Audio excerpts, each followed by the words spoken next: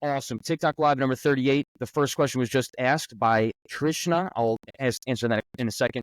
Top 3 listeners for all TikTok Live sessions. I put in the caption, so check out in the caption for the top 3 listeners. Going to give you a shout out. All right, let's begin. Trishna said, your pathway to dentistry. Sure. So high school, I went to St. Anthony's on Long Island, 4 years.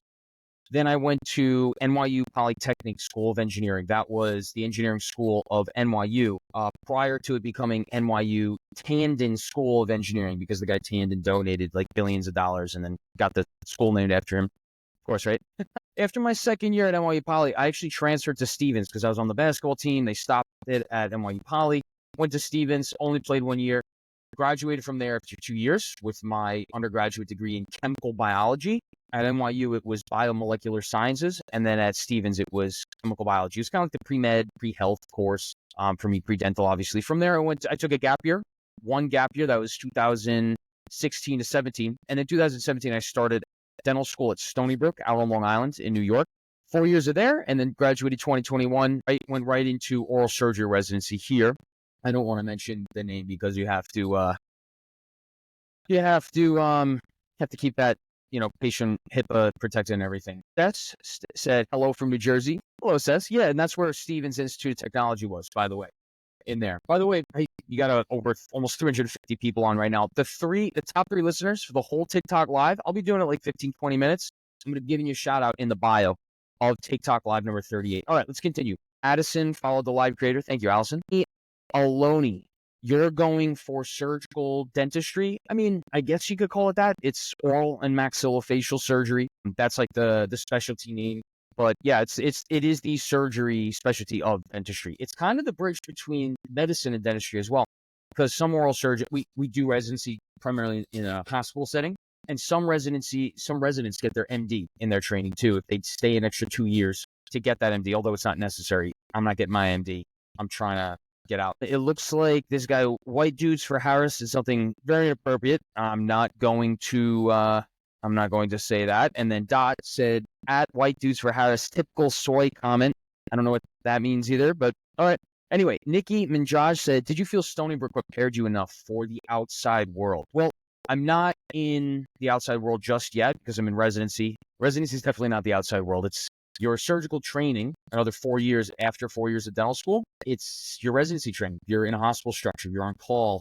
You're on it. It's a crazy schedule. Very, very difficult work. Not difficult work, but just a lot of work. And it's more work in the clinic and stuff, surgery in the OR, rather than dental school, which was clinical, but I would say primarily didactic. White Dudes for Harris said, Dot, we need Camelback. Okay. Joey said, what's your thoughts on the recent updates to the international navigational rules for mariners? Joey, great question. Could you let me know what the recent updates were on it? I'm not familiar with this at all.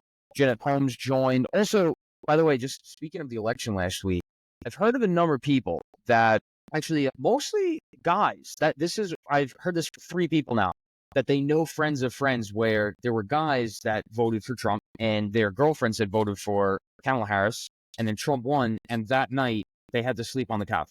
The thing is, though, that's like kind of concerning. Look, I'm not a relationships expert and everything, but look, guys, like the one thing I would say is if you guys can't come to an agreement at the end of the night, regardless of an election, hopefully life doesn't change that much one way or another, but you're forcing your significant other, husband or wife, potentially, to sleep out on the couch when you sleep in the bedroom. That is a relationship if I've ever heard one. And that's raising some red flags for the relationship in the future. So that just does not sound good. Like, would it have been the other way around if the other won the election? I don't know. That sounds like a rough relationship. Okay, anyway, Baloney Aloni said, how tough to get into Stony Brook? Stony Brook Dental School is quite competitive. It's a small school. It's a state school, so you get lower tuition, and they have excellent match rates into residency. So Stony Brook is a great dental school. It's up there. It's one of the 3 small. You got Harvard, you got UConn. There's another one in California, and then I'm sure there's others, but like Stony Brook, when I was there, was 44 students in my class. That's in the top 5 smallest dental schools. You get a lot of hands-on attention, a lot of clinical attention. Now, it had a lot of things that could have been better, but overall, to enjoy going there, it got me what I needed. I wanted to get into an oral surgery residency, and I did get into one from there. So, and a lot of students do match into the specialties they're hoping for. So That's something I would say. End live immediately to avoid permanent ban. What? What the heck? End live immediately to avoid permanent ban. What is this about? This is kind of scary. Do you guys see this in the chat? It's a fake. Wow, dude, that's messed up. Mythical Balls. That's the account's name. He keeps dropping comments in the comments section saying end live immediately to avoid permanent ban. That is that's kind of frustrating. There's a lot of spaces here with that. All right, let's get back to this. Mythical Balls, I appreciate if you can leave from the chat. Okay, I'm going to go from there. So you will not be able to watch any of the creators live. Confirm. And maybe I can report to. There we go. All right, let's move on. Okay, let's get back to retired lady. Are you MAGA?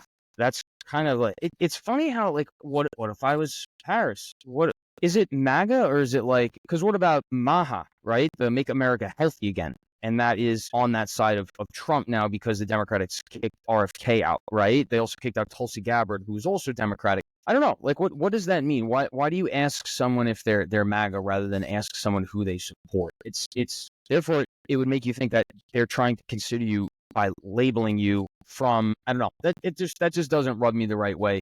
Tony, how long does double jaw corrective surgery take to perform? Yeah, it takes a while. It could take anywhere from 3 to 6 hours on average. It could go a little bit more, it could go a little bit less. It really depends on what jaw surgeries you're getting as well, right? Because sometimes we do what's called like triple jaw surgery, double jaw surgery, depending on, are we doing a genioplasty as well? Are we only doing the top jaw? Are we only doing the bottom jaw, right? Okay. Anyway, Jasmine said no politics. All right, no politics. Arash_K17. Any tips for the dental school interview? Yeah. We had interviews last week at our program, actually. The best approach to taking an interview is to remember it's a conversation. It's not a multiple choice exam. You need to be conversational in interview, right? You need to kind of hit on certain points to show certain things about yourself indirectly, not just directly, but you also have to hold a conversation. That's super important. And you need to do that. If you're going to be a doctor, you're going to be talking to patients, right? You're going to be a dentist, you're going to be a surgeon. Very important. Okay. So just remember, it's a conversation, not anything else. Okay. Drew said, I love hat. And my hat? It's Duluth, by the way. Yeah, thanks. Bailey Fleming said, bro, it's a fake comment. Yeah, I had no idea. Dude, Bailey, I didn't realize it was a fake comment. Thank God I scrolled up and saw that. That was kind of alarming because I actually had a TikTok before, and I was talking about, it was like gangrene of the foot. Oh, and another one was a rectal prolapse that I was talking about, and I got banned. I did get banned from that TikTok account. I was in a rectal clinic, and we had to do rectal prolapse stuff. And so I went out and I talked about the rectal prolapse and got banned from whatever. Airplane.mode. Are you doing 4 or 6 years? I'm doing the 4-year oral surgery residency.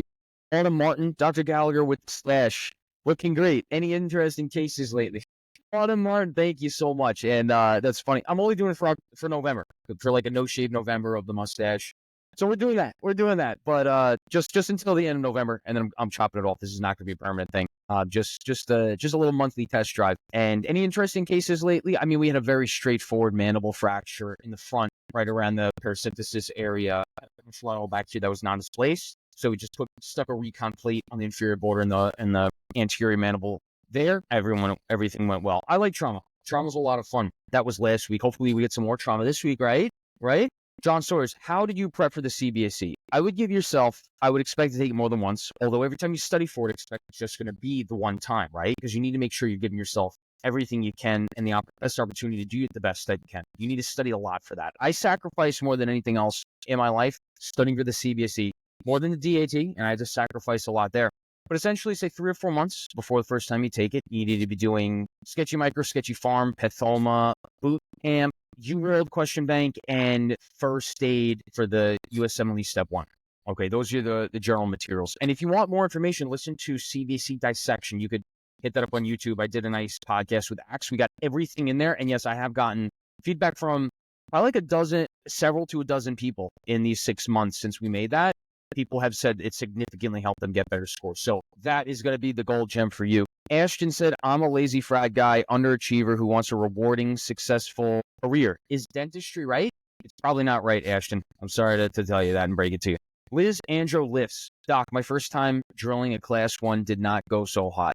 That's okay, Liz Andro lifts. That's okay. You know, not every time is going to be the best, but you got to give it your best. And think of what went wrong that time to get it better for the next time, right? Hope that makes sense. You'll be just fine. You got to get the reps in. Get the reps. Don't expect to just get it all at the same time. Ashton said the work seems fulfilling, but a lot of physical hard work, and I'm lazy. I don't know what to say, man. Military, family, strong, 82 air. I have a DDS question about a root canal. Can a DDS do general anesthesia for a scared patient, I guess that what you're saying? No, just DDS cannot do general anesthesia unless they have a solid training and background and certificate in oral maxillofacial surgery or dental anesthesia. Okay. I was wondering about the root canal. I have a question about the root canal. All right, I got a question about the root canal. Guy, ask it. What else about? Okay. Why do DDS keep someone awake during a root canal? I mean, it's not really indicated to put someone to sleep for the root canal. In addition to that, you need to do sometimes different types of testing of that tooth during the root canal that might require you to do it awake. But it's a common procedure done on a local. That's not something that you put someone to sleep for. Miguel, dental school or nursing school? What should I do? Well, have you seen more nursing schools or dental school? Like, have you seen that in person? Where have you immersed yourself in the environments of both? Which one do you find more exciting? That would be my answer. Abraham, what are your thoughts on talks about the removal of fluoride from water? Yeah, it probably should be removed from water.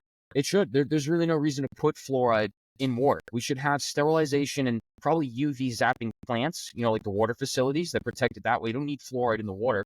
You brush your teeth with fluoride, I'd hope, right? And then you're not eating it. You're not consuming it. You're spitting it out after you brush your teeth. That's very important. Thoughts on dental anesthesia specialty by Arash_K17. I think it's a good profession. I think it's still much unknown.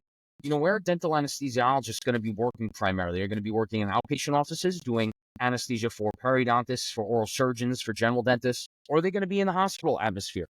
Because now you're seeing a lot of anesthesia positions getting replaced by the CRNA. That's the nurse anesthetist, nurse anesthesiologist that's doing that. I don't know what the answer is for that, Baloney Aloni, why didn't you want to do the regular MD? Dude, you should get an idea of what that MD route looks like, and then the final result of what the work looks like. That is not something I want to do. And now dentistry is getting very corporatized, and the insurance companies are taking over too. The insurance companies are doing a very poor job at reimbursing care and allowing patients to get the care that they actually need. Doing a very bad job at that. If it continues to go in this direction, dentistry might become very much more similar to the medical side is right now. That is not a future of dentistry that I hope to see. I really don't. I don't know. If you look at dentists and doctors, a lot of them are not happy.